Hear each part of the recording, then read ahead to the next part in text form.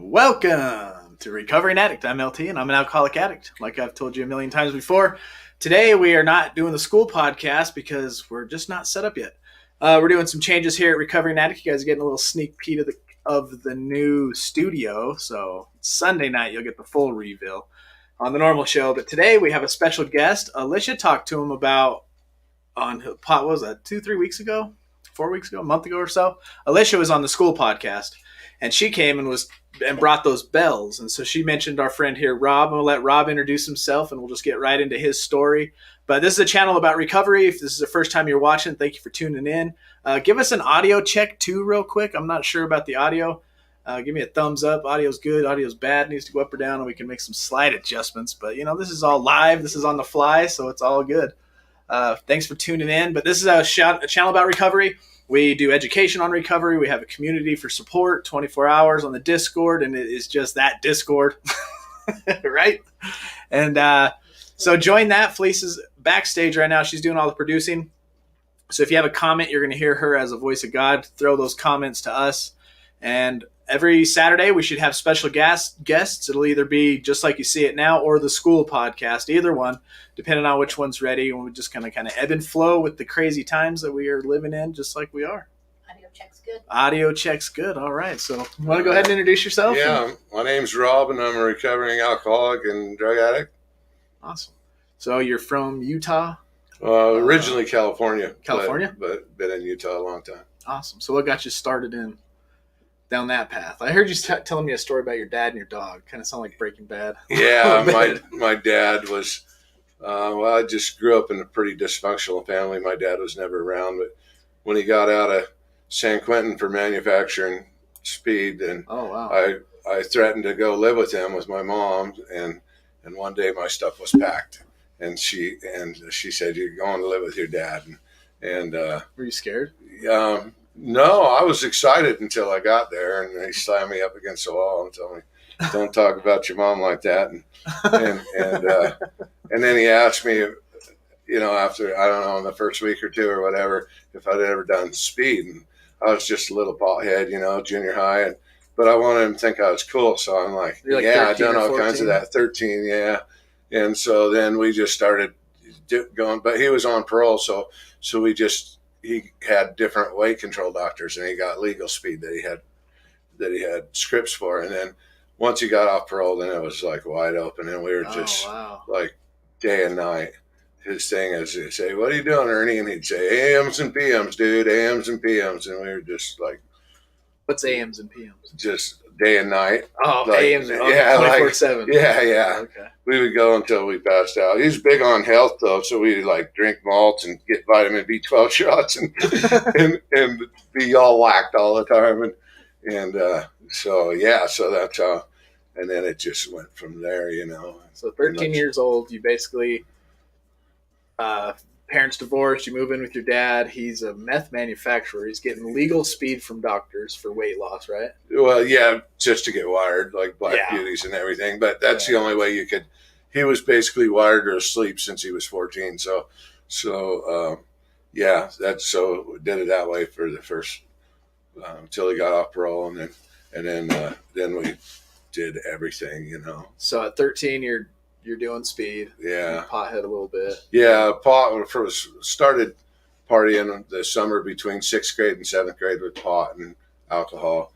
And then, this is all in California. And some hallucinogenics. I mean, I remember having 100 sheets of acid, because my Uncle Leroy, he was a partier too. And that's where I lived at my grandma's with my mom and my sister and my uncle. And he was a big partier in Pomona. And so we just partied. And that's what our family did. Yeah. And so they were like my idols. So, and they're probably not the best role models, but anyway, yeah. So that's, I already partied all the time. I always say that I was buzzed or chasing a buzz every conscious moment from 11 to 38. That's when I first started getting into recovery. That sounds similar to me. I was like about 13. Started chasing that buzz and never stopped until about a year and a half ago. So yeah, walk us through the whole story. I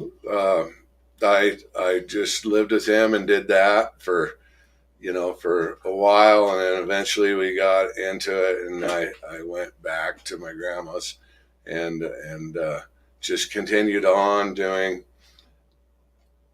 every drug, basically every drug known to man, and some in mass quantities for decades. I mean, I did that, and got married, and just dysfunctional relationships and everything, and then in the 80s, that was the mid 70s, and then into the 80s, got married, and then it was a big cocaine deal. So the 80s was pretty much cocaine. It seemed like I would shift my main drug, and through the decades, and always pot and alcohol through the whole thing, and but there would be periods where I would just do pot and alcohol, and then I could acquire things, and I would get businesses and do good, and because I never traded my stuff or anything for pot or alcohol, but stupid myth. yeah, and then cocaine. I mean, I really got into cocaine in the 80s. I was in California. Well, I guess I should back up. I got shipped to Mighton, Utah. We went on a Christmas vacation on a Greyhound before I went to live with my dad while he was still in prison, and my uncle was here doing well in Utah, in Mighton, of all places. So my mom, I didn't know I was the only one with a one-way ticket, and so let me back up. You're in California. You move out of your dad's into your grandma's. Then time goes by, 70s, 80s. You get married. And now you're getting shipped? No, that's why I said I need to back up. This was like at 11 or 12. Oh, okay. So I got before my dad got out of prison or anything, I got shipped to Mighton, Utah, and it was all like cowboys and Indians. It really was in the early 70s. It was like cowboys and Indians, and I'm like, I got bleached out hair and OP shorts and a red Vans and a blue Van tennis shoe, and here I am in Mighton, Utah, and I'm not very well received, And my redneck central. Yeah, California my uncle boy said, if anybody gives you any shit, I just want you to splatter their nose, and I'm like, Uncle Roy, I'm more of a lover than a fighter. And he goes, well, that shit's about to change. And I got the crap beat out of me constantly. And so I begged my mom to let me come back to California, that I'd be good. And then, of course, I wasn't. And then that's how I ended up in my dad's. And then, okay. Sorry about that. No, you're good. But anyway, so now I'm in the early 80s, and I married this girl. Well, I ripped off this gas station that I worked at and took all the money and traded gas all night for like a big bag of Black Beauties and anything they had of drugs, especially. So you just turn the pump on for people. Yeah, and because my mom told I wanted to ride, and something happened. Anyway, I got into it with my mom. I said, I'll rip that place off. And she said, go ahead. And I'm like, I'm tired of you thinking I won't do what I say I'm going to do. So I ripped the place. I basically keep all the money and all the stuff. Is this back in California? Yeah, and in Upland, California. And so, and this was this is before I got married too. I'm jumping around. But so then I keep all the stuff, and we get these big bags of every different kind of dope we could trade for, and take a plane to Vegas, and then I live in Vegas, and then I fly to my aunt's in Wyoming, and I party there. But then I come back, turn myself in, and that's when I met my first wife. It was when I came back, turned myself in, and we ended up getting married, and that was just a horrible relationship. So the gas station, you rob it, you give away the gas, you come up on a bunch of drugs. When you turned yourself in, did you get in a lot of trouble for that? What year was this? Or is this the 80s? Had to have been 79. Oh, 79, I would say. Yeah. That's the year I was born. Yeah, really. Yeah. I graduated in 81. Oh, wow. Would have graduated in 81, but I was busy partying. So Okay, I so didn't get in a lot of trouble, actually, because I came back and I got 2 jobs, Jack in the Box at night and Carl's Jr. during the day. And I went to court and I said, hey, I'm working and everything. I can pay the money back. I just made a stupid mistake. And they just gave me restitution and 80 hours of charitable work and probation.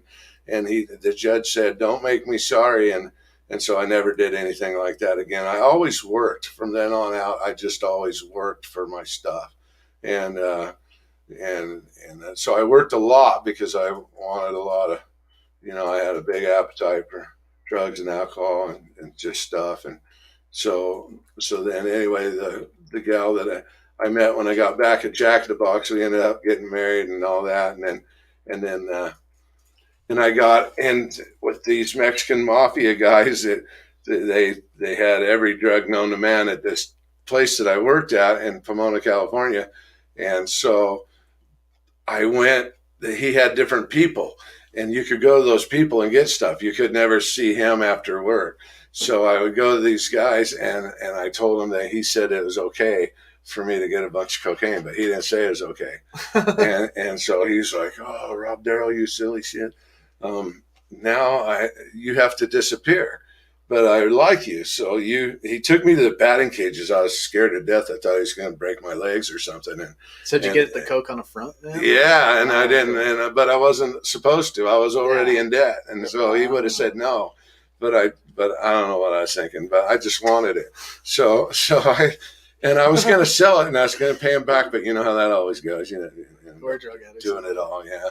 And so he says, "Here's how it's going to work. Everything that you own, even your dogs, and none of that's yours anymore. And I'm going to give you $500, and you're not going to be here tomorrow." And he said, "If you are, because you have to disappear one way or another because you punked me, and I can't have people think that they have to think that you disappeared." And so, yeah, I spent most all that money on coke that night, and then the sun's $500 again. Yeah, and the sun's getting ready to come up, and I'm like, I got to get out of town. Jimmy, give me a ride to the Greyhound bus station. Are you still married at this point? No. And so I go to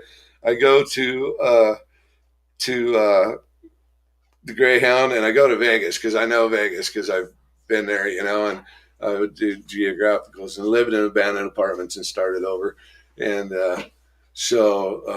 And he said, all I have to do is go down to 12th Street and give him a balloon of heroin, and poof, no more Rob Darrell. And so I was like, yeah, I got to get out of here. The sun's coming up. I got $35 for a bus ticket. That's all I got. So anyway, started all over in Vegas, and I kept doing that through my whole using period as I did geographicals from Southern California to Vegas to the Salt Lake area. And so I was in Vegas, and I had a friend move up, and I got a DUI. And so I drive service trucks, changing tires, and I don't want to work in the yard. So, we got to go somewhere else. And my buddy's like, "Spring Break's on MTV. This is probably 84 or 5. And he's like, "Spring Break's on MTV." And I'm like, "Dude, we got $65. That's 2,300 miles. We should go to Utah. Utah is cool." And I was telling him all the reasons why we should go to Utah, and which I won't share here today, so we get in my lowered Chrysler Cordova with the moon discs on there, and we come up to Utah, and it's like 85. They're still not ready for us. And lowered cars and everything. What do you guys look at? Describe I got yourself. Like a Hawaiian shirt and these tan pants and Vans, and it's like October. Did you skate? And we're sleeping in my and surfed and all that when I was young, but I didn't skate at that time. But I had skated my whole life, and so I was probably 23.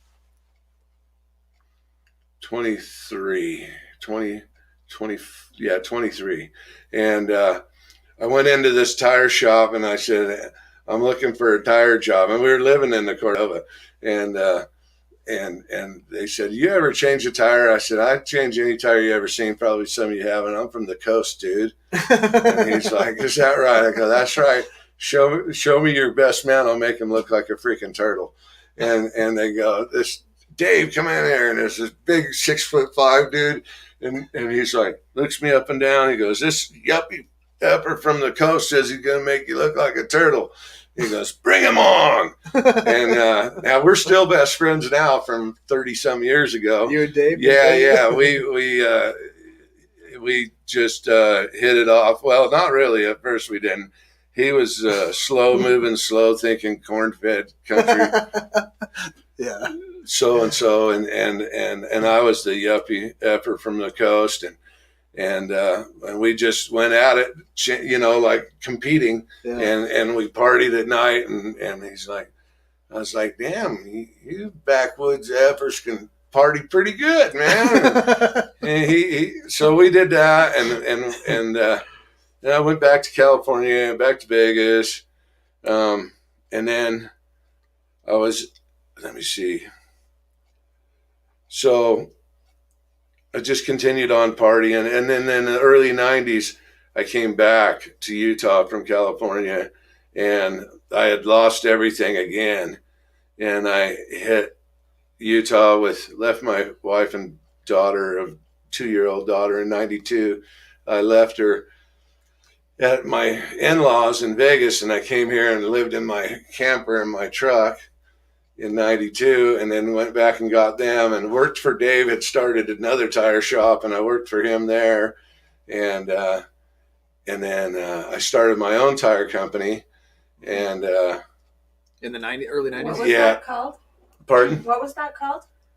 Round the Clock Tire, coincidentally. And I was round the clock Rob. And I really took that literal. If you guys are wondering whose voice that was, that's Alisha in the background.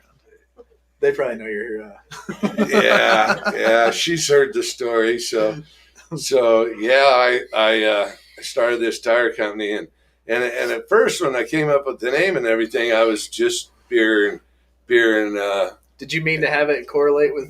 No. I just had a picture of a tire that was also a clock, and I just thought it was a cool name because you do 24-hour tire service, and that is a good name. Really didn't think about that, and it said any tire, anytime, going down the side of the trucks, and I built it up out of the pasture, and I got into horses, and when, like I said, if I didn't do any hard drugs, I could get stuff, but I still partied, and through the whole thing, I had huge anger issues.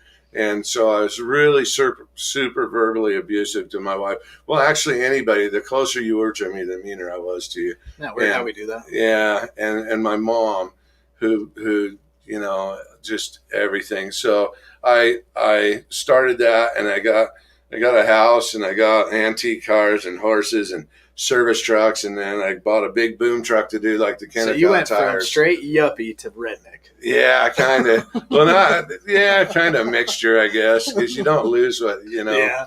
But yeah, and so, but really, when I moved back, the crew cab dually I moved here in was slammed on the ground like a river runner from California. Yeah. And they teased the crap out of me, and it said Darrow Limo on the license plate. Everybody's like, why'd you go and ruin a perfectly good truck? And I'm like, you guys don't get it, man. This is cool.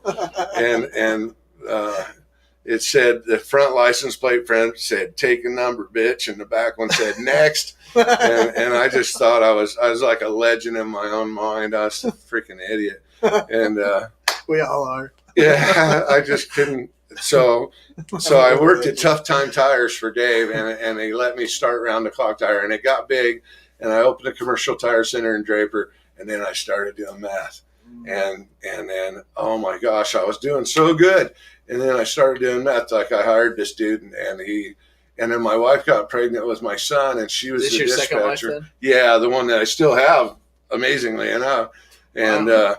Since '86, she actually in Vegas. When I left Vegas, she followed me to Utah and stuck with me. I used to tease and give my own reasons why she stayed with me, and I used to tell people it's for my skills, and she's like, you're a freaking idiot. It was for the kids, and so. Yeah, we get along good now.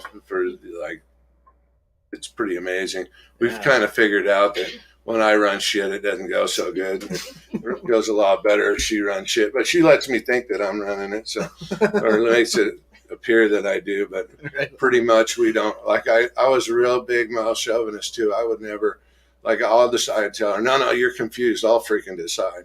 You know, they only issue one pair of pants in a relationship, and I've never been in a skirt, so shut the hell up. Make me a sandwich. And oh my gosh, that if I tried something like that right now, that would not go so well. So like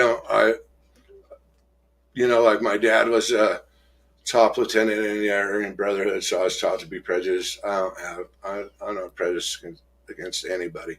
I used to be a huge male chauvinist pig. I'm not a male chauvinist anymore. Yeah. Like I got so much out of recovery, so much more than just what I abstinence was. From drugs. Yeah. And so anyway, I did all that, and then I got really whacked, and I lost everything. And this time, usually I'd always hit a new town with $65 for some reason. That just seemed to be the number. and this time I hit Vegas because her in-laws kept saying. So hold on, let me clarify real quick. So we're early 90s. Uh-huh. You got a round-the-clock tire shop. Right. It's doing good. You got a house with some horses. Yeah. Your current wife. Yeah. And then how'd you start fancy cars? Fancy cars. I hired a guy, and he had it and did it. Well, yeah. See, I'm glad you're keeping me on track because I'm jumping all over. So my this guy I hired, my wife had gotten pregnant with Robbie, and she was the dispatcher, and she held a lot of it together, and then she had a bad pregnancy, so she was out. And I was so busy, and I was like, couldn't keep up, and I was complaining about not being able to keep up, and I hired this guy to run the big boom truck. And he goes, well, I got some stuff to help you keep up, you know. Mm-hmm. And it's not like I didn't know about it, but back then it was like the pharmaceutical stuff, cross tops. That's what my dad was manufacturing, was cross tops, and then like peanut butter crank, you know. Mm-hmm. It wasn't meth. It wasn't like meth. Yeah. And so I started doing that, just snorting it, and then quickly started smoking it. And this is in the late 90s. And it goes all the way down, and I just crash. And so it was like a painful 3 years of it all going away. Yeah. And so my in-laws kept saying, well, move here. And everybody just thought the company wasn't, you know. I said, well, people aren't paying me and blah, blah, blah. But you're blaming everything but the money. Yeah, like we do. Oh, yeah. You know, we blame everything and everybody. If my wife hadn't gotten it, and just everything. So we moved to Vegas with 6 suitcases and only $23 this time, and 2 little kids. So from Draper to Vegas. Yeah. 3 little kids? 2 little kids. A 3-year-old boy and an 8-year-old girl. And we hit my in-laws' house, and we're homeless, and we're staying there. So where's the business? It's gone. And where were you right before you moved to Vegas? Right before. In the backyard. I the business was in Draper, but I lost that, and then I was in the cook's backyard in a little camp trailer, taxing people. This out for which I'm super not proud of. Yeah. Like some things you can fix, and you can do your night stuff, and you can do stuff, but you can't get rid of the little boy's face when you're beating up his dad because he owes money for dope. That doesn't go away. No. And that's really hard to share about. Yeah. Like I got to where I did some ugly stuff. Yeah. And that's how I got my dope. And I stayed in his backyard with my wife and 2 little kids at Christmas time. And I remember him buying his kids all this stuff. And I pawned my boom truck for $500 so I could get Christmas presents, but then I spent most of it on dope. And then I was going around the last day trying to get their Christmas gifts, and all Brittany wanted was a Britney Spears. This is hard stuff. Sorry. All Brittany wanted was a Britney Spears cassette tape, and I was going around trying to find that, and I remember just getting them just random stuff. And the dude whose house I was staying at, and I told him, man, they don't have anything. I just got them all. He said, so what'd you do? Just go buy them a bunch of shit they didn't want?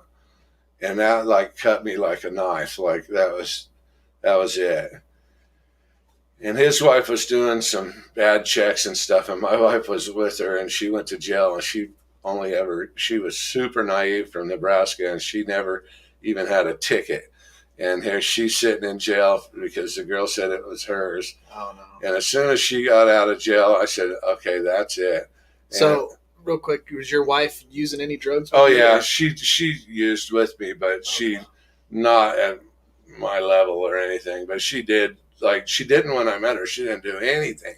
And then I got, like, right away, she was going to UNLV when I met her in Vegas, and she was doing good and everything, and her parents freaking hated me because I had her out of college and doing everything I was doing within 90 days. I was on a podcast not too long ago, and the doctor was like, you're one of those extreme personalities. Did you find it that, like, out of your crazy friends, you were the craziest one and kind of scared your crazy friends? Yeah, I bet you could probably say that. I had a lot of crazy friends, but yeah, for sure, I was crazier than most of them. Yeah. For sure, yeah. I never thought about that till you said it, but yeah, I guess I was. We're extreme personalities. Yeah. I guess that's true. And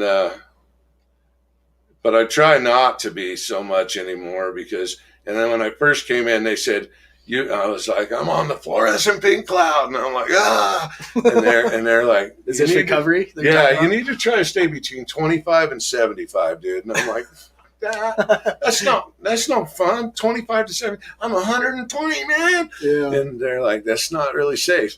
And so that sounds like for recovery, So anyway, let me see. So she gets out of jail. Yeah, and we go. Like he even said, like, dude, don't even pay me, just go. You need to get out of here. You are freaking whacked. and you is this the dealer? Yeah. Okay. Yeah. And I was doing a lot of stuff for him, and he's just giving me dough. He just like it was like cheap labor, Yeah. But keep me high. That's all I care. Yeah, and unemployment. And because I had drove a dump truck for a little bit, but then I became unemployable, and so we moved to Vegas and at the in-laws, and then I came and I just slept for like 10 days, and I woke up. So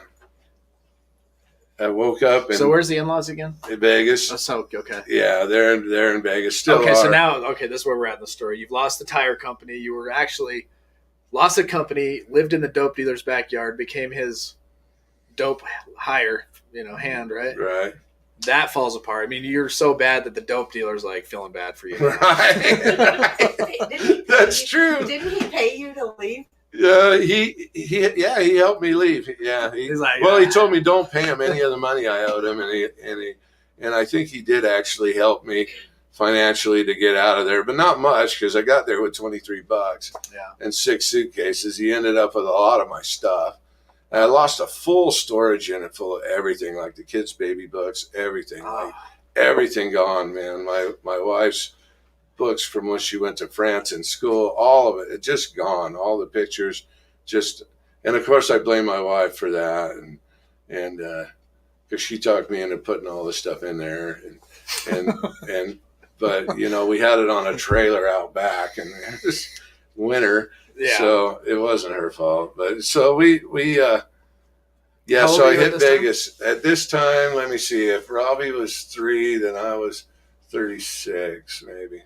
Okay. And so, because when I was 33, I was probably 36, and so I'm getting close to recovery here. I don't know how much time we have, but as long as you want. Real quick, Mark says he loves hearing from you, and Matt says that you're awesome. Thanks. You've met Mark on the Zooms. Zoom meetings with Mark. He was in some. Oh, okay, yeah. On Thursday nights, yeah. So I hit Vegas and I sleep and I wake up, and this is a part that Alisha wanted me to make sure and share because this is just crazy. So 10 days dope sick. You wake up. Yeah. I got a tattoo on my arm because when I went to jail. I was so dope sick when I woke up. My nickname was Sleepy, and so in the jail I got a Sleepy tattooed on. Oh wow, yeah. See, and they didn't know. They didn't understand how bad it was. Like the in-laws, they didn't know, and so all 4 of us, the 2 little kids and Christy and I, are sleeping in the bedroom. And is your wife dope sick too then? And Yeah, maybe not really. She didn't do near as much as me, but she had two little kids and she had her parents, and so somehow she just muscled through it.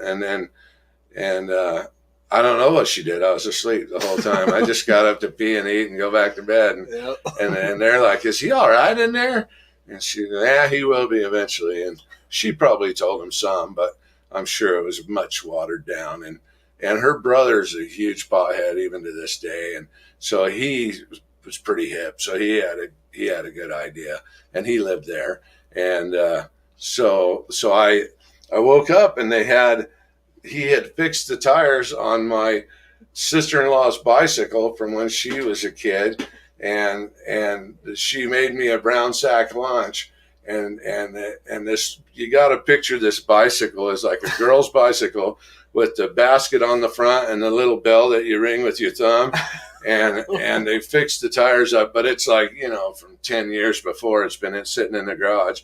And he put this little brown sack lunch in my basket there and said, "You need to go to get a job. You ain't going to live here for free."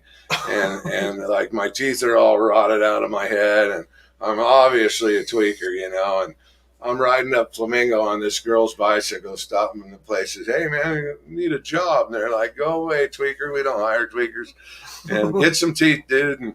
And like, I'm like, I finally got a job at Manpower, like, as a temp in the gosh, I drew a blank, but in the,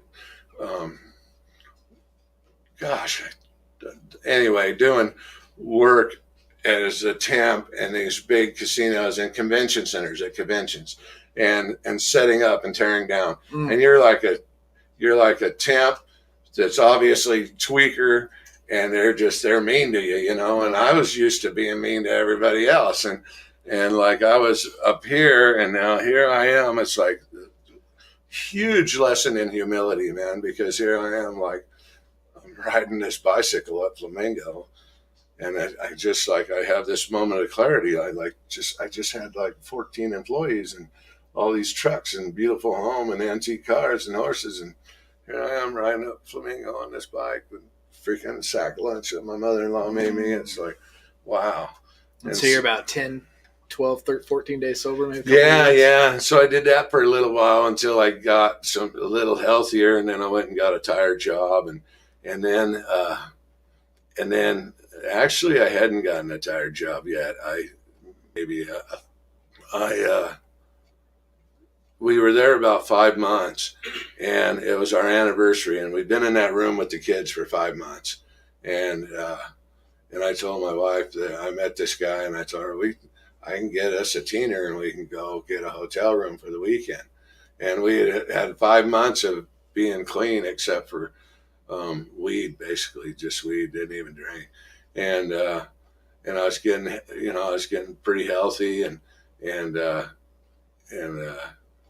so we got a teener and went and got a room. But then, what happens is Sunday night, you got to go to work Monday morning, and you're like, "Oh man, I've been partying 24 hours all weekend long, and now I got to go to work. So we'll get another one, and I'll just sleep all weekend next weekend." Mm-hmm. And then the next thing you know, a whole nother year of my life is gone, and I'm all whacked again. And so I'd gotten some teeth, but then it was Christmas, and my grandmother had just died, and I went to Pomona, where my grandmother's house, where my mom was, and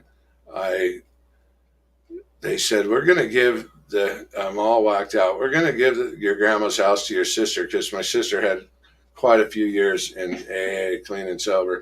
And I said, "You know what? You give the house to Sherry, and I hope it catches on fire and y'all burn to death, and they'll come and spit on your freaking graves." But I've been up, because she said, "How long you been up this time?" And I said, "Since the last time." And I was just a smart ass, just ignorant asshole, and really arrogant. And so I told my wife, get all this stuff, we're out of here. And don't think we're taking none of these gifts. And the kids had opened all their gifts from their grandparents. And they're not taking any of them. We don't want shit from these freaking people. And then I held the kids hostage in the car because they had no choice where they were at. And as we drove back to Vegas, screaming at their mom because she told me I was wrong for not letting the kids take their gifts, which of course, obviously I was super wrong. But I didn't give my mom a chance to tell me that she had cancer and she was going to be dead in 3 months. And so these are your parents then? Yeah, it's my mom and my stepdad. Okay. And I was always super mean to him. He was a little Mexican guy, and he ruined my mom. Like I had her where I could get whatever I wanted, and then he came in and ruined all that. And I used to tell him, "I will beat your little greasy ass." And really, he was just protecting my mom, from me, from her son, unfortunately. And I get that now because I'm in a situation where I have to do that. But anyway, so I went down there, and she's on her deathbed, and I stayed there all whacked for 3 days. Stayed up at the hospital in Fontana, and told her that I loved her and that I was sorry.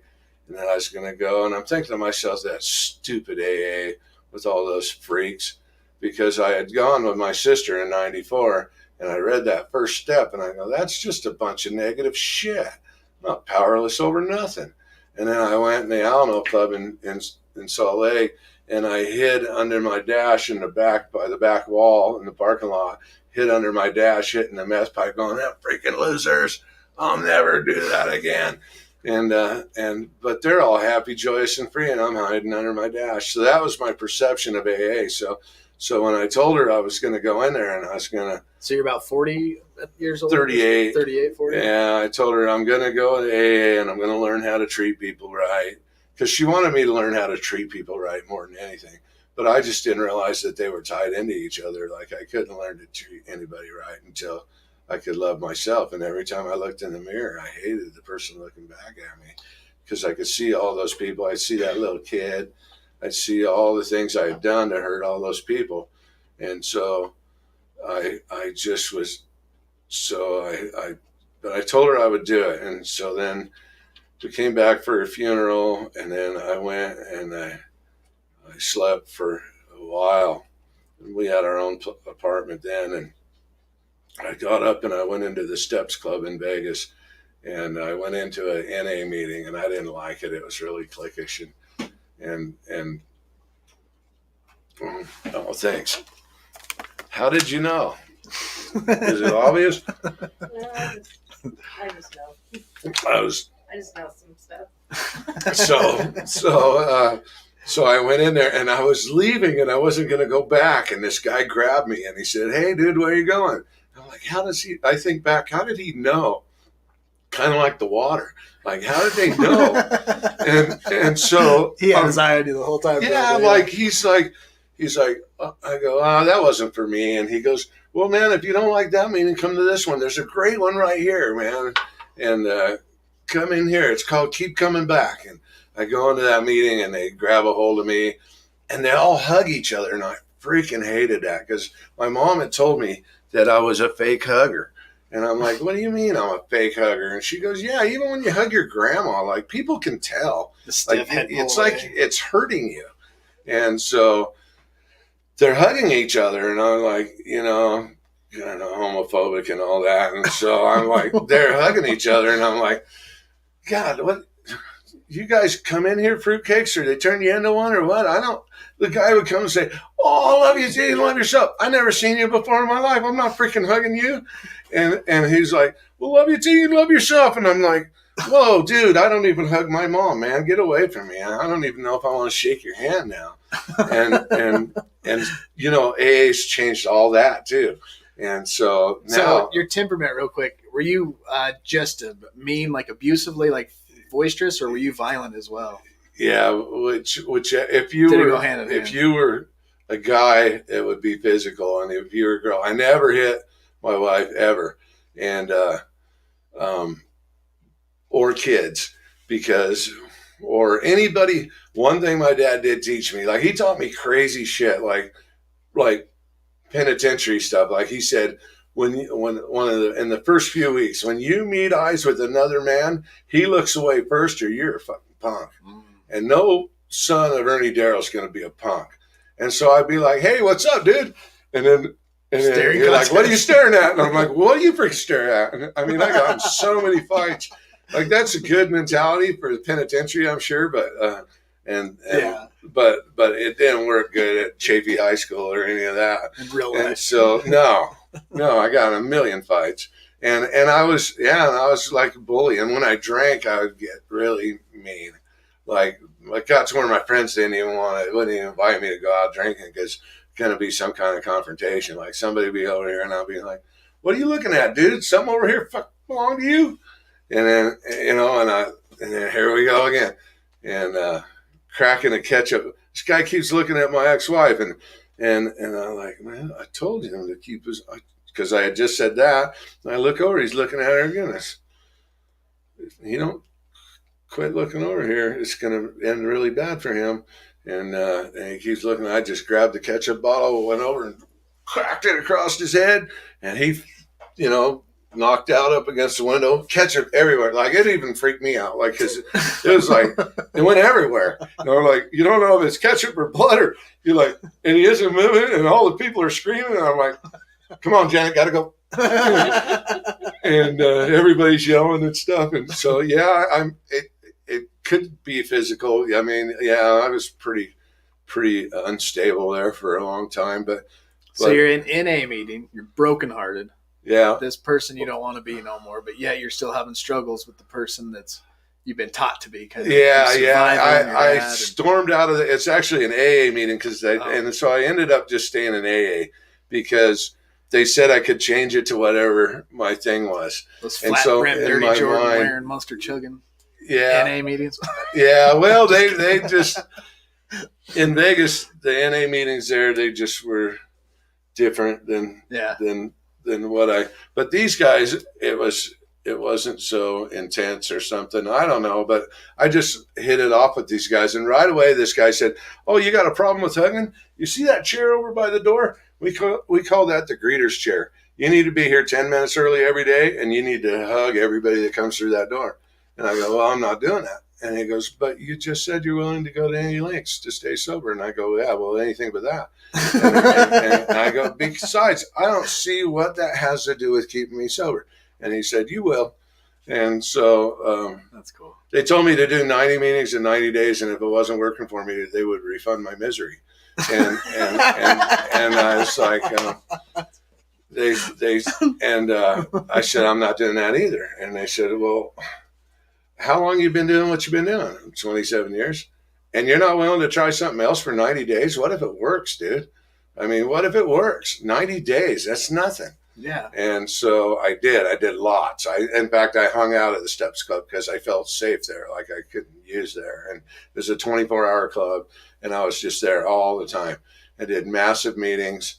And then on like day 28, the guy told me to go back to this tire company that I had miserably failed the drug test. They said, why did you even take the test? We've never had anybody come back with that much stuff.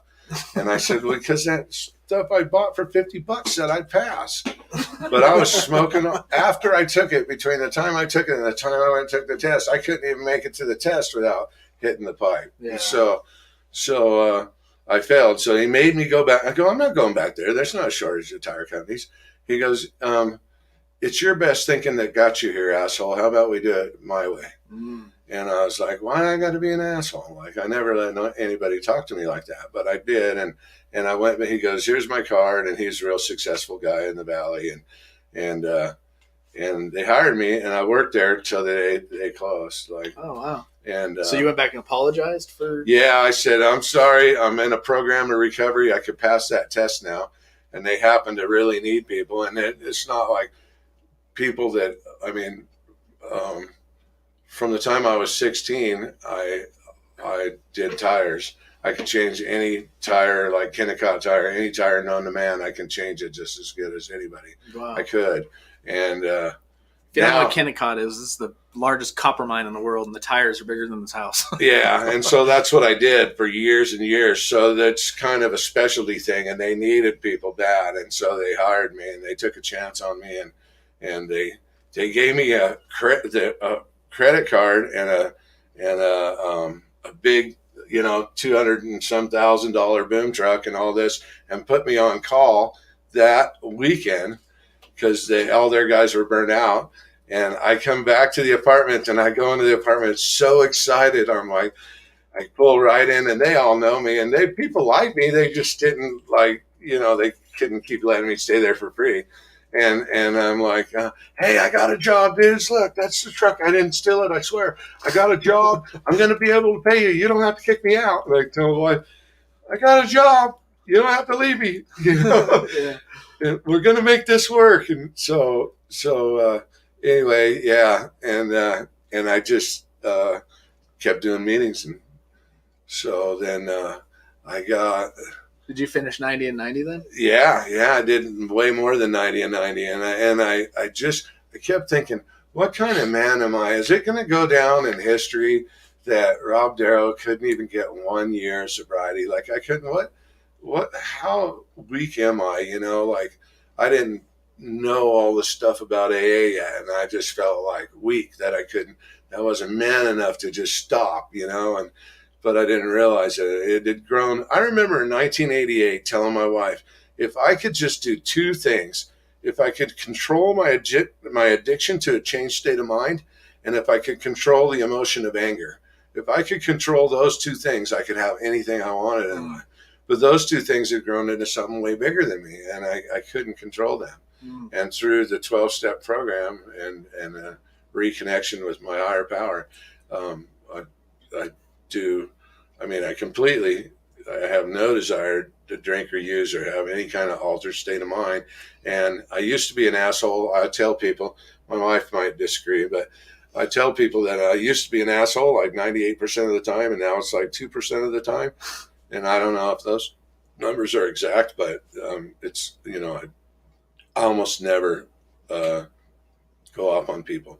And then when that group that I got into, this lady, I was sharing about my road rage issues, and this lady said, she came up and and I found out now that we're good friends, and they came in their motorhome and visited.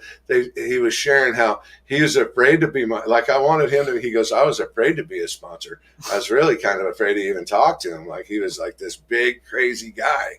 But she, felt safe, and she came up and she said, Rob, I want you to take this little brass bell, and I want you to call it your God bell, and I want you to hang it from the rear view mirror of your truck, and or your blink, wherever where you see it and hear it regularly. And I'm in this big boom truck, and they import the idiot drivers from all over the world to Las Vegas, and nobody can be behind that big truck, So people would cut me off, and I would be like, I'll freaking ram you, man. It ain't my truck. I would just go crazy. And if you flip me off, I would chase you to Park City, even if I was heading to Tooele, man. You were so never going to do that again. I was going to make sure you would, the next time somebody did, you're like, nah, I remember that last guy. And have you seen the movie Unhinged? I haven't. I heard of it. Yeah, that's you. Oh, yeah. That sounds like me. Just the title. It's a crazy movie. Same thing. She honked at him, and then he killed her whole family. Oh wow! Yeah. No, I would just hurt the males in the car, and I used to tell when somebody was mean to my kid, I said, "You tell him that if he doesn't stop, your dad is gonna come over, and freaking, it's gonna be really bad for his dad." And I just like, God, so crazy, man. I was so crazy. And so I hang this, I go, God, this is really goofy. But she's a really sweet lady. So I hang the bell up, and You got it in your rearview mirror or something? Yeah, there is no rearview mirror. So I somehow attach it to the visor or something, because it's a big diesel truck. Big rig, yeah. And somebody would cut me off, and I'd be like, you stupid. Oh, I love you, brother. Come on in. And it works. And I don't even know to this day how it worked. But it really helped me. So you hear the bell go ding. And... yeah, the God bell. And you'd be like, oh, yeah. And she said, I think you'll find it hard to think about God and being mean to his kids. And even those stupid drivers, they're God's kids too. They're actually your brothers and sisters, and you just need to be kind to them. Maybe they just don't drive as much as you do, and they're just doing the best they can. And she gave me this talk, and I was like, oh, damn. And slowly, people kept giving me little tidbits. Like my first sponsor, he said, he always gave me new assignments. I freaking hated that guy. I wanted to get rid of him. And every time I said, I got to find a new sponsor. He goes, I want you, every night when you get home, I want you to throw your keys under your bed. I'm like, why would I do that? He goes, that way, every morning you start your day off on your knees and you don't forget to pray. And I was too embarrassed to tell him that I couldn't do that because my mattress was on the floor and I was saving up for a bed frame, and so, but little things. I want you to read the third step prayer out loud so the vibrations of sound reach your subconscious. And I don't want you to ever leave the house without, I want you to do it for the rest of your freaking life, every single day. And I don't want you to leave the house without doing that any more than you would without your pants. And I'm like, and I had just been in a meeting, and they said that I'm brand new, and they said that the steps were in order for a reason. And I told them, I was just in a meeting, and they said the steps are in order for a reason, and we haven't even done step 1, and you want me to work on step 3. And he goes, yeah, well, have you heard them say that some are sicker than others? And I'm like, oh, man.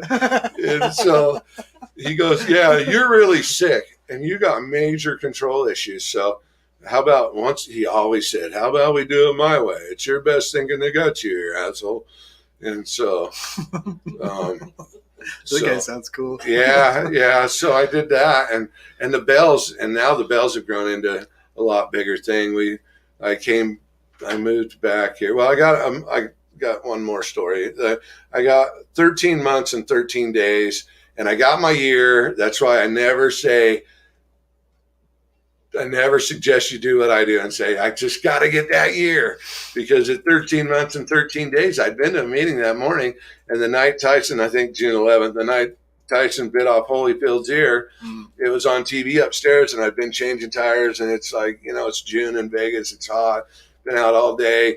My neighbor in the apartments has it on cable, and so I go upstairs, and a friend of mine's there, and he's got 6 years of recovery, and he's got a beer in his hand. I'm like, dude, what is that, a beer? And he's like, yeah, we'll get more time. It's just time. We'll get more time. Have a beer. And I was like totally appalled for about, 2 minutes. I was like, and I'm watching that Bud Long Neck sweat going, and a hard, hot day. And my disease tells me, well, you could just have one beer, dude. And so then I drank a beer. And then my disease tells me, well, you're not going to go in there Monday and start your time over again for one beer, are you? So then I have another beer, and then they're passing around some weed, and I have some of that, and on and on. And then their daughter comes in and says that my daughter's crying. She's downstairs crying because they're both 11 at the time. She just turned 30. But that they're downstairs crying. She is, because she heard I was up there partying. And I said, oh, man, I'll be right back. And so I go downstairs and I go, Brittany, I heard you were crying. And she goes, Dad, you know how much time you had? And I said, yeah, I had 13 months and 13 days. It's just time. I'll get more time. Don't worry about it. And she goes, no, Dad, come here.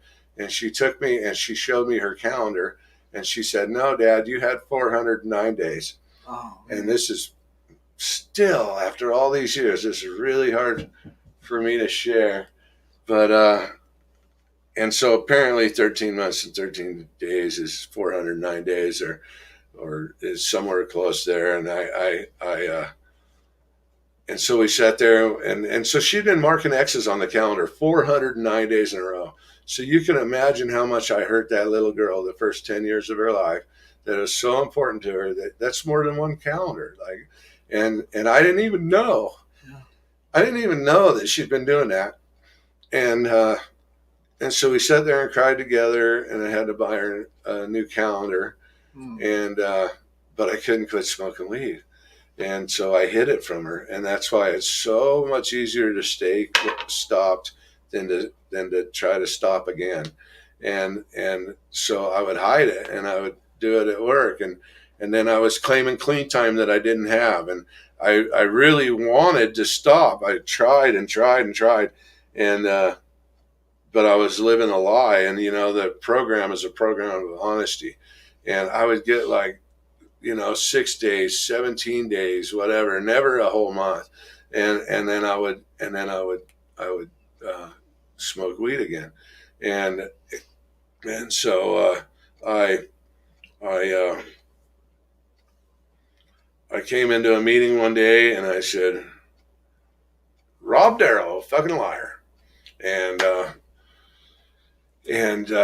everybody looked at me like I was crazy, and they're like, what? And I'm looking at my shoes, I can't even look anybody in the eye. All these people have been giving me love.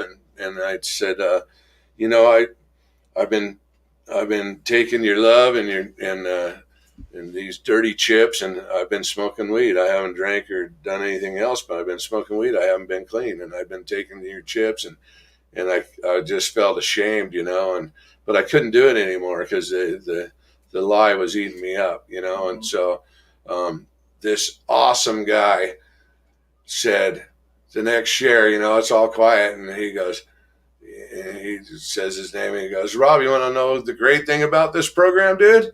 And I'm like, yeah, what's that? And he goes, we don't shoot our wounded, man. Welcome back, dude. We'll love you till you can love yourself again. And we don't shoot our wounded. And we don't judge you here. And if one person had said one negative thing, I don't know where I'd be today. And it was awesome. And they did just love me. And that was my sobriety. That is still my sobriety day, which is February 21st of 2003.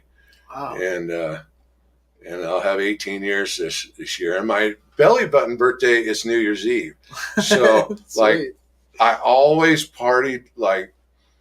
I remember I always had to get a new job in the beginning of January because I would just disappear, and then I'd come back. And then one day I figured out, if you just tell them that from the 28th till the 3rd, you're not going to be around, you can still come back to work.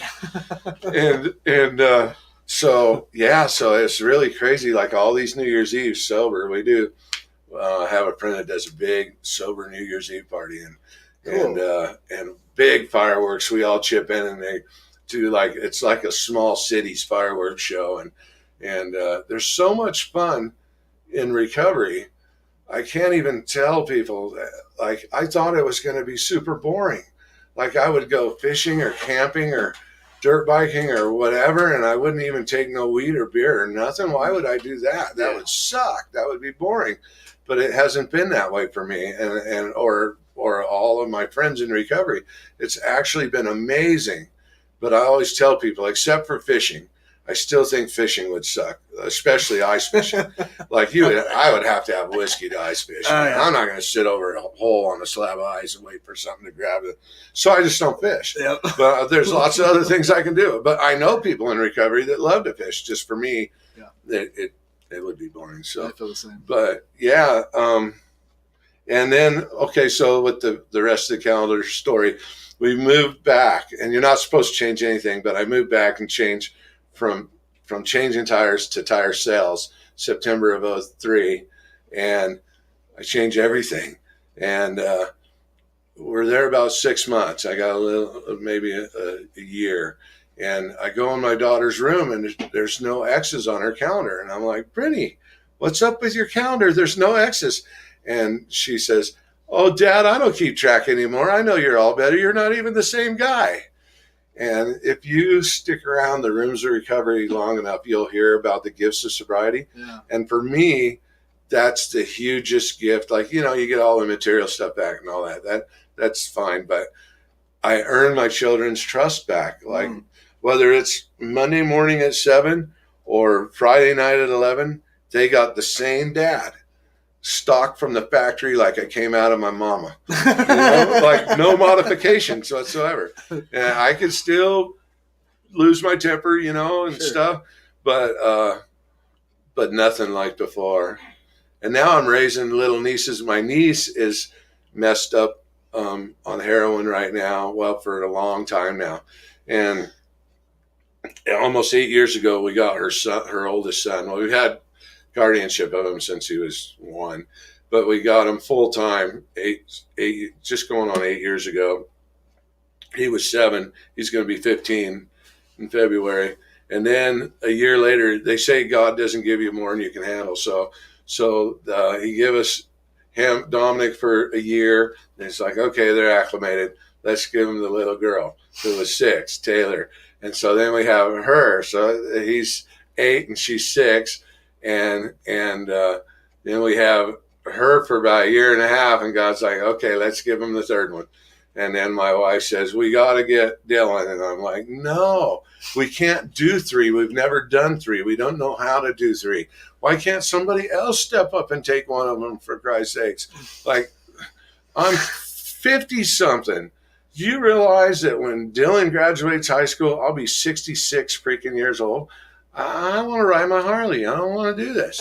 Yeah. And we should be out on the Harley all the time. We should not be doing freaking homework. Like, I don't even know how to do the new homework, and it's all different. And so anyway, we've had them for a while.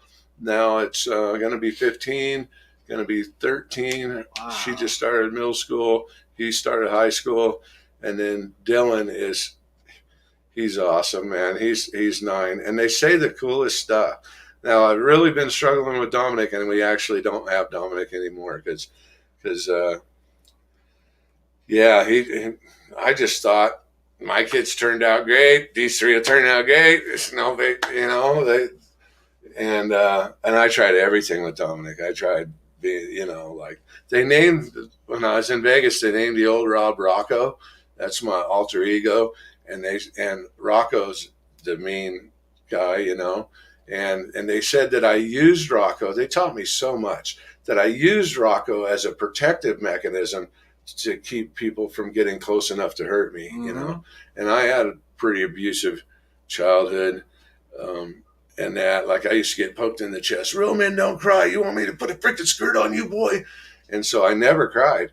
And then when I was sharing the story about my mom in a meeting, this lady said, Rob, stop right now. You need to know something right now. Your mother forgives you. And it was like my mom was just like, it was my mom's voice. And I never cried. Like, since I was a kid, I wasn't allowed to cry.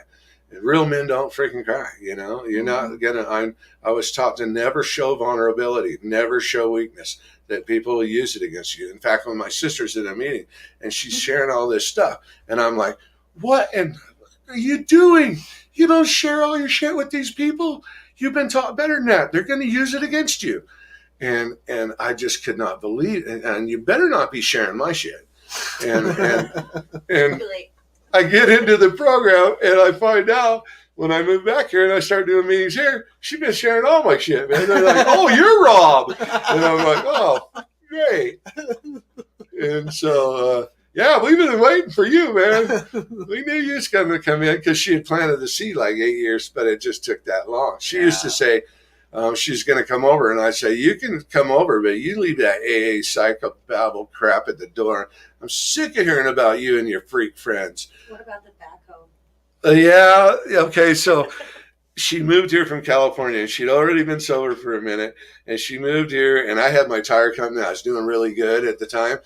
And so I didn't have the commercial tire center yet, but it was getting so big I was going to have to. So I ran everything out of my pasture, and all my guys had come in and out of the pasture where I kept the service trucks. So somebody dropped off a backhoe and we're putting all new tires on. Well, I told my sister I had a room there for her. I bought her this little car, but she kept parking in the way where the trucks couldn't get. And I told her, you can't park there. And I just, one day I come home from a long day and there she is parked there. And I got that backhoe and I went out to pasture and I got, like, I don't know, 4 big buckets of dirt, and I just buried their car with the dirt in there. that bitch, I told you don't park there. And I bought the car, so I felt totally justified. And so she always bragged about her AA friends, and they'd help her do anything. And them bastards came with shovels and dug that car out, and I was so mad because nobody would have ever helped me unless I paid them. Like nobody just would do something for me just because I was a nice guy. And so they came, and I was so pissed. In fact, the cops came and everything. And I remember the cop had his gloves, and he was doing something with his gloves, and he was acting because I was getting really, I'm kind of self-winding. If I start winding up, then I'll be like, zzz, zzz, and then it takes me forever to unwind. And he could feel it, I guess. And he's like getting his gloves, and I go, whatever you're thinking, dude, you're going to need more than what's in them gloves. And I just, like, that's stupid. Like, I would never talk to cop like that now. Like, and so anyway, they dug her out, and I was really pissed. But you know, I don't know. It's been really amazing it's been an amazing journey. My dream was to sell tires because I was always the guy that I wasn't sales or management material, you know? Yep. And so I came and I've been doing it for 17 years and done good at it. And you're selling tires now? Yeah, I have. Sweet. since I moved here. Awesome. Like I moved here, and it was really scary because I pull out of the driveway, they give me blank cards and a phone, and they tell me, go sell tires. You said you could.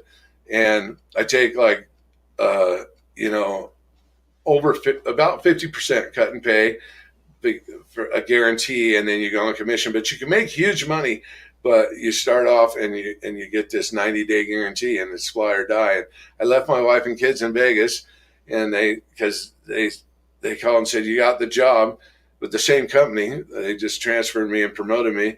And I pull up to the driveway. Well, they've always told me where to go. Go to this address and fix this tire on this backhoe. Go over here and put 8 on this truck. And so now I'm at the driveway, and I'm like, do I turn left or do I turn right? My family's in Vegas. They don't want to move back to Salt Lake because they got bad memories. Yeah. And I talked them into it, and I have to go back and get them in a month. And I'm sleeping on my sister's living room floor, and it was freaking scary, man. And I just kept just banging away at it, and now it's been really good. But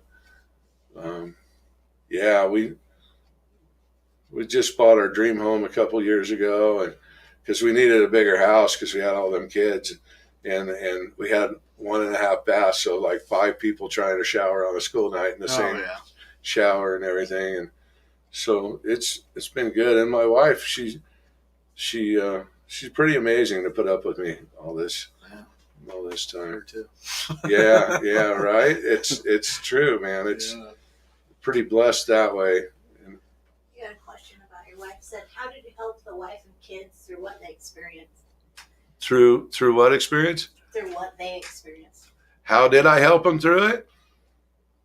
That's a great question. I don't know that I did. I just quit being mean, I guess. I don't know. I don't think I did. My daughter, unfortunately, she doesn't remember a lot of her childhood. I was thinking about that this morning when I was getting ready. Is her and I mean, we were really close with my wife, all of us. And we do a dad and daughter ride every year. My ex-wife used to do a thing with her dad every year. So I started a dad and daughter ride once a year, and she gets to pick anywhere she wants to go for 5 days on the Harley. And so like she's picked the Oregon and Washington, the Redwoods, the Oregon and Washington coast on one ride. She's picked all kinds of different stuff, and we do that. But it saddens me that she doesn't remember a lot of her childhood, and I can't fix that. I don't, like some of the stuff you can't fix. I can't. She was telling me like she had her own horse, and I had to put it over at this guy's house, and then he stole her horse.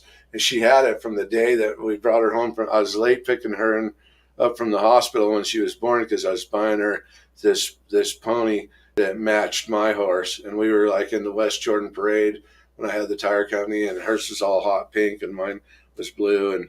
And I was, I'm really vain like that. Like my wife doesn't, this is off the subject, but my wife, all my shit has to be perfect. Like I'm super OCD, especially vehicles and stuff. And my wife, I want her to have this certain custom plate on her car. And she goes, I don't want a custom plate. I just want to blend in. And I'm like, well, you married the wrong guy because we're Darrows and we're standouters. We're not blend-inners. and so I don't know. I mean, with my wife, by letting her have her own, like, say on everything. Like my sponsor helped me because even in early recovery, not even that early, like, let me see, it was 07, so probably 4 years sober. I want to pick out what car she gets.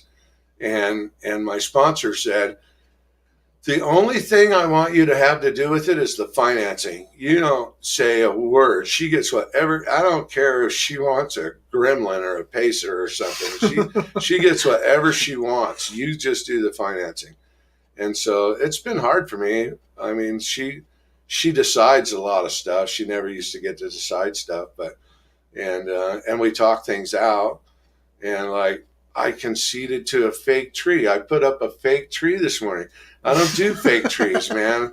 I want the biggest, baddest, real tree. I don't care what it costs.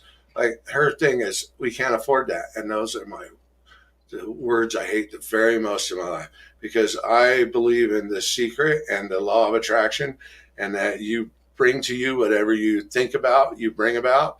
And so if you keep saying, I can't afford that, the universe says, your wish is my command. You can't afford that.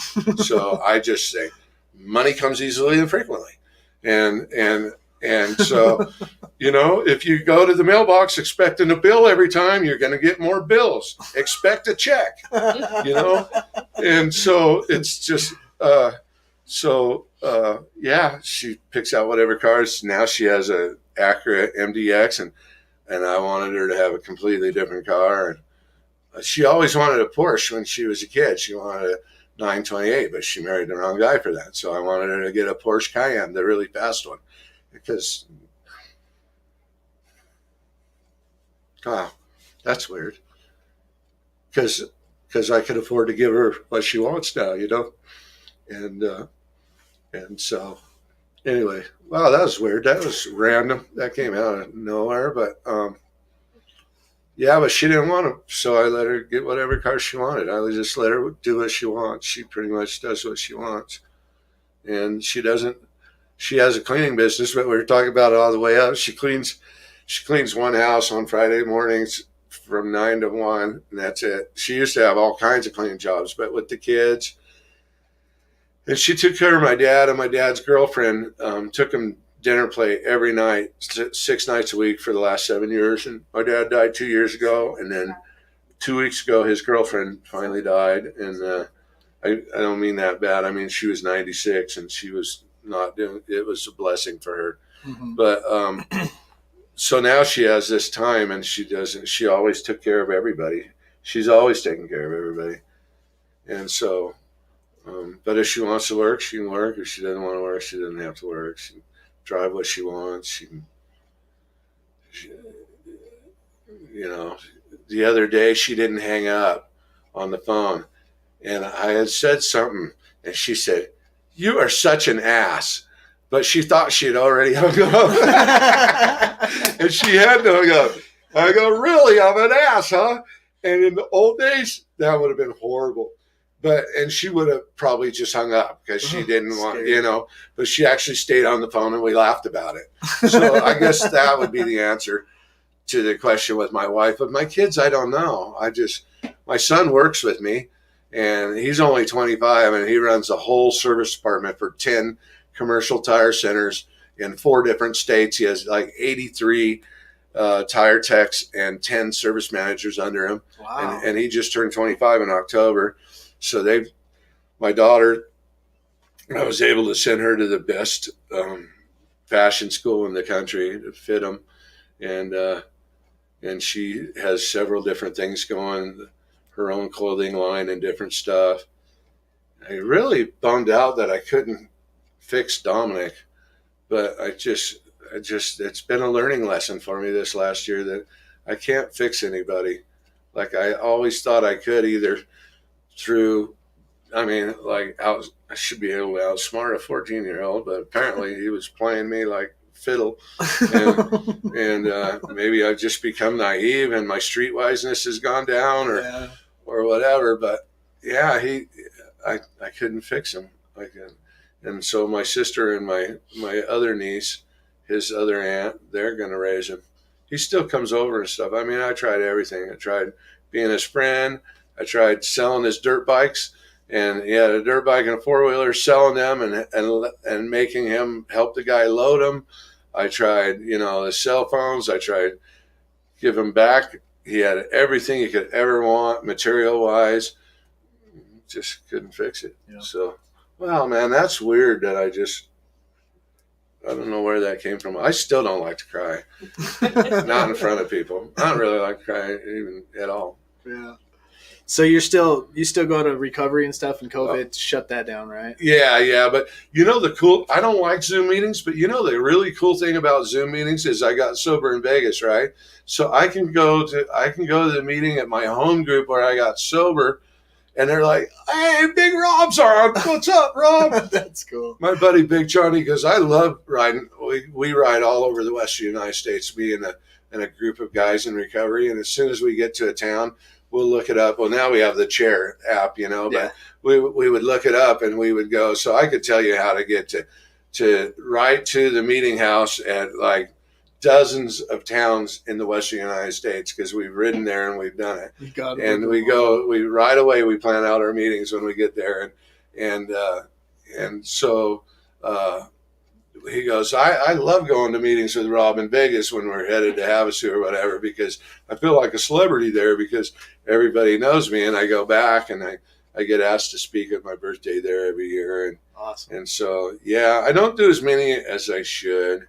And it's funny because for years I said, meeting makers make it. If you don't go to meetings, you don't get to hear about what happens to people that quit going to meetings, and I've said that hundreds and hundreds of times in meetings, and yet here I am.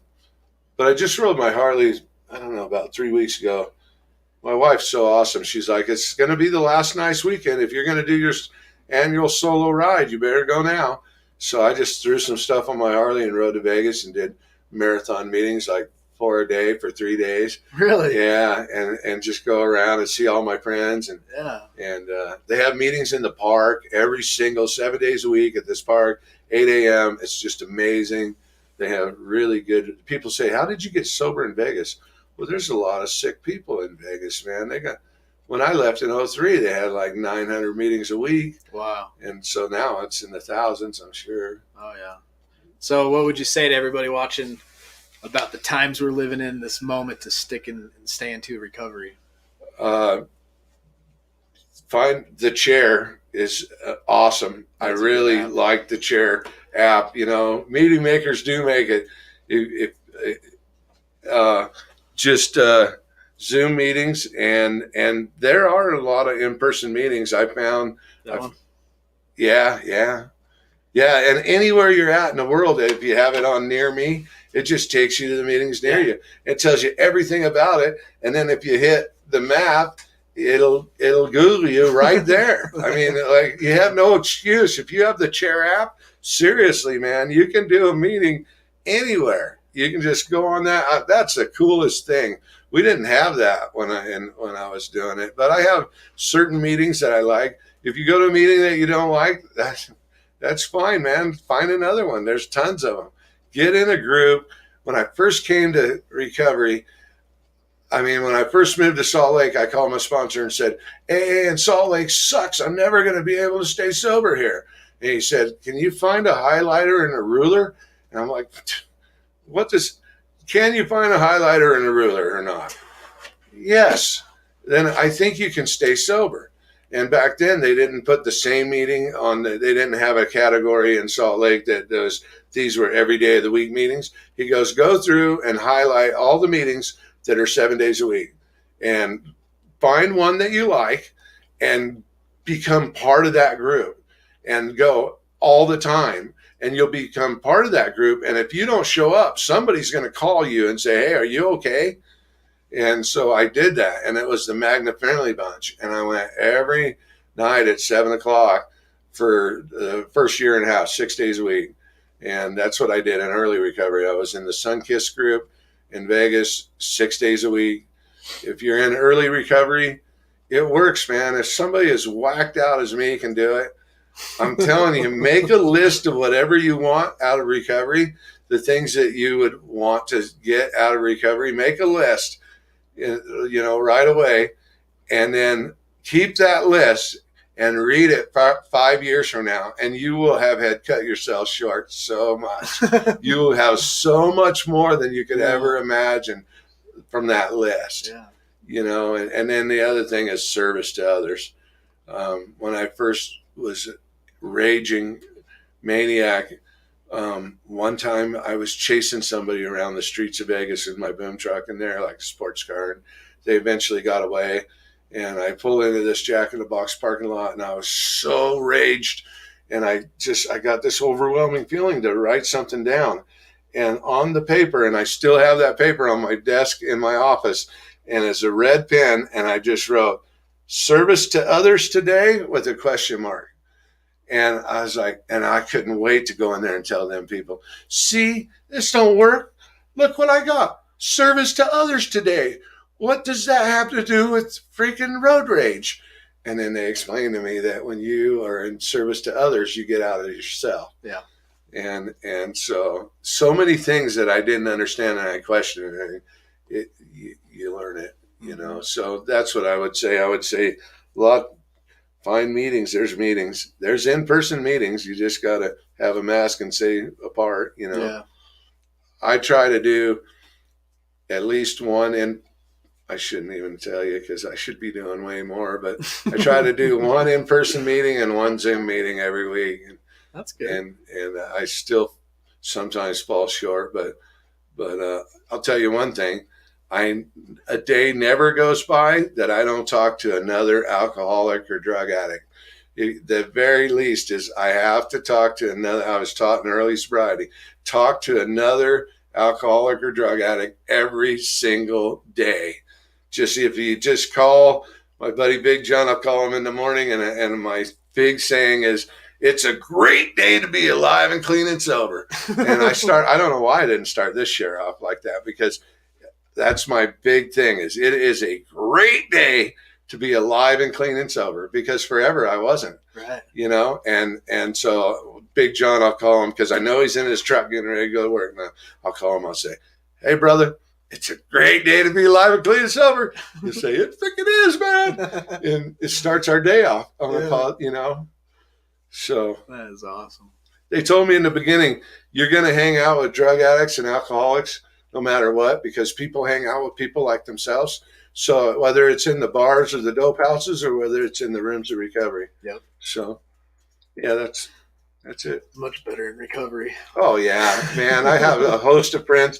My phone, I started with AA. So the first, I don't know, like you scroll, it's all AA, and then you get to AAFR for free riders, because I'm a free rider, sober riding group. And then it'll go AAFR, and then it'll go AALV and for Las Vegas. And so like all my friends are pretty much in recovery. Yeah, mine too. Well, awesome. And thanks for coming. Now I got some new ones. See, I met you guys today. So thanks to Alisha. Yep. There's lots of love in this chat too. They loved hearing your story and said thank you. Oh yeah, thanks. Appreciate it. A lot of them appreciate it. And thanks for trying to keep me on track, because I was all over. No, that's good. I've never done anything like this, so I was kind of nervous about it or whatever. I guess that's weird because I'm usually not nervous. One thing I never have been bad at is talking. I'm pretty good at talking. It's shutting up that I have a problem with. Big Hump wants to move to Utah. Can work for you now. A Big Hump's in there? Yeah. Oh, cool. He's like, seriously thinking about moving to Utah. Does he have any jobs? Yeah, we're always hiring. There you go, Hump. Yeah. That's awesome. Well, cool. All right. Well, that's inspirational. That's Recovering Addict Saturday mornings for you. This could either be Recovering Addict or the school podcast. I'm just, like I said, play it by ear. This was Rob and his awesome story. Thanks. We got Alisha. Did you want to come on and say hi to everybody? Yeah, I'll let you sit down. No, I don't want to sit. I just want to say hi. Where? Right there. Here. You can sit for a second. Look, everybody, it's Alisha. Look, it's Alisha. Hi everyone. I'm glad we can be here. How'd you meet Rob? Is so awesome in CMA. Oh, okay. Anonymous. Oh, We good. started doing meetings together, Yep. and then Years ago when you carried Kimmy into the meetings. Now she's driving, freaks me out. He was 18. Yeah, that's Graduating. crazy. Oh, so you've known Yeah. her that long? Yeah. Oh, wow. I didn't Yeah, know early that recovery. connection. First year, right? Yeah. You said you got sober in February, and I got sober in July. Oh, wow. Yeah. And Kimmy Yeah. never missed a meeting. And we did a lot of meetings together. A lot of meetings. A whole lot, yeah. Yep, we did everything in recovery together. That Yeah, is so yeah. cool. Boating, I mean, just all kinds of stuff. Campouts. Campouts. They have the campouts. They have there's a lot of fun in sobriety, man. There's a lot of recovery events that go on. The God Camp Out, all of the different stuff. Yeah, it's awesome. That's way And cool. you get to meet people like Rob. Yeah, I mean, get to meet I just, people like you Recovery guys. people are the best. yeah. And I know when I met Rob and I would hear his stories, if this dude can get sober, there's no way that I can't fail at this. I can do Right. Yeah, nothing else That's crazy. Yeah, because that's not even a portion of the stories I've heard. Oh, with man. Well, yeah, because you've heard so many of them, you can only fit so much in. But yeah, So cool. pretty crazy. Yeah, it's awesome. You know, I didn't even tell people about my dad to get going and finding my dad in California and getting him sober and getting him to come to meetings. Oh, really? Yeah, we found him in an abandoned shed behind him, or a shed behind an abandoned mobile home. Wow. My son, what was that? That was 2005, and he was all whacked out. And my son wanted to meet his grandpa, and I said, "No, you don't." And then we went down and we found him, and we brought him back. And at that time, I was into the church a lot. I was able to baptize him and confirm him, and he did LDS AA meetings for a long time. Went to the Boys Ranch every Wednesday for years. Remember, I gave him chips, and he would do a scared straight thing. He would tell him about the yard in San Quentin, and if this wasn't, if they hadn't hit their bottom, them guys in the yard would be waiting for their pretty little butt. And so Keep digging. yeah. Don't lose eye contact. Yeah. That's what they Yeah. It's the West Right? Jordan at the Don't lose Boys eye Ranch. contact. Yeah. He helped a lot of kids, and he died sober 2 years ago, and Wow. Awesome. so that's a miracle. The people in the LDS addiction recovery program wanted he and I to write a book because it was pretty crazy, but we're not book writing people. Yeah. I mean, I don't know what a book writing person looks like, but I'm pretty sure I'm not academically that person. So. Cool. Well, thanks for coming. Thanks, Alisha, for introducing us to your friend. Oh, you're welcome. Yeah, You wanna thanks hit for us with having that me. outro. Do you want to do the prayer now? Oh, yeah. Let's do the serenity prayer. Can we hold Serenity hands? prayer. Yeah, You hold I'm hands? fine. Serenity prayer. You got two. I'm all right. You got to. I'm all right. All right. Ready? God, God, grant us the grant us serenity to to accept the things I cannot change, the courage to change the things I can, and the wisdom to know the difference. Amen. Amen. Oh, yeah, I Amen. forgot the whole app. Took a week off and forgot what to say. But do not put yourself in a high-risk situation. Stay strong, work your program, and remember, we recover better together.